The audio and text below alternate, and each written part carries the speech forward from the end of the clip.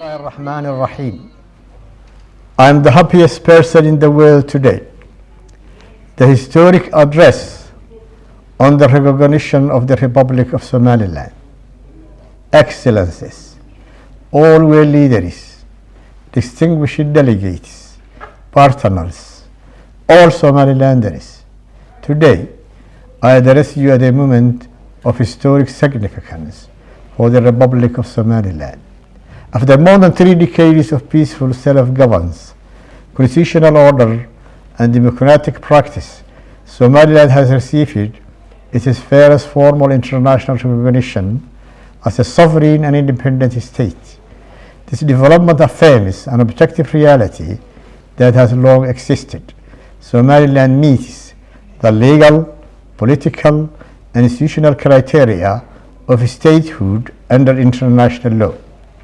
I express my wholehearted appreciation to the State of Israel for its brave decision, which reflects both historical continuity and confidence in Somaliland's demonstrated commitment to peace, stability, and responsible governance. Somaliland's journey has been defined not by conflict, but by reconciliation, not by external intervention, but by indigenous peace building, and not by instability, but by sustained institutional development. Our people rebuild their state through dialogue, constitutional process, and rule of law. We give assurance that Somaliland's recognition is not directed against any state, nor does it impose a threat to regional peace. On the contrary, clarity of status contributes to stability. A recognized Somaliland strengthens cooperation, enhances security, and supports economic integration in the Horn of Africa and the Red Sea region. Regarding Somalia, we confirm that the peoples of Somaliland and Somalia share deep bonds of history, culture, faith, and economic interdependence. However, the shared ties do not require political unification under a single state. On the contrary, history has shown that previous trail of unity resulted in instability, injustice, and long-lasting harm. Somaliland has voluntarily joined the Somali Republic with its counterpart Somalia, but those arrangements failed, and the name of Somali Republic is not anymore in the recent constitutions of neither Somaliland nor Somalia. The lesson of that experience is clear. The pursuit of a unity that no longer exists risks prolonging division rather than healing it. So our people in Somaliland chose a different path, which is grounded in peace, self-determination, and responsibility. The Republic of Somaliland therefore believes that the most constructive path forward lies in accepting political realities, avoiding zero-sum narratives, and focusing instead on healing past wounds and advancing shared interests.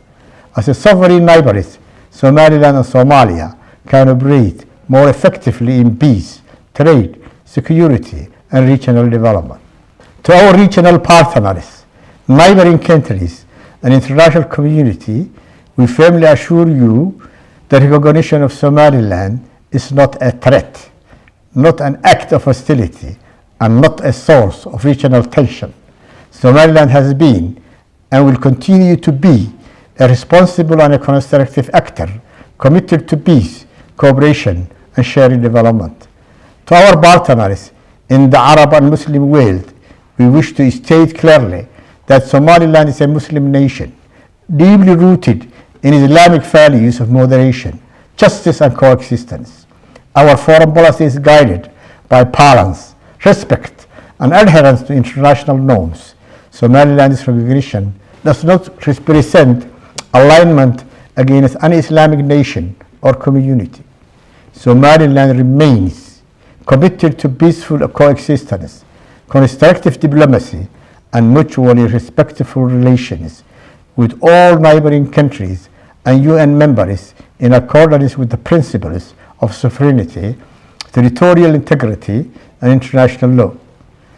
To the United Nations, African Union, IGAD member countries, the League of Arab States, the Organization of Islamic Cooperation, and the Commonwealth and international partners will reaffirm Somaliland's readiness to be admitted to a full membership in all international and regional organizations to fulfill the responsibilities that such membership entails. Somaliland respectfully invites member states and international institutions of the above-mentioned organizations to engage with Somaliland because of facts, international law, and shared interests.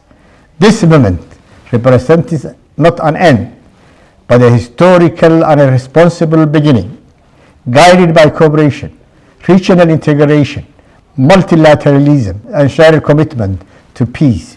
Thank you.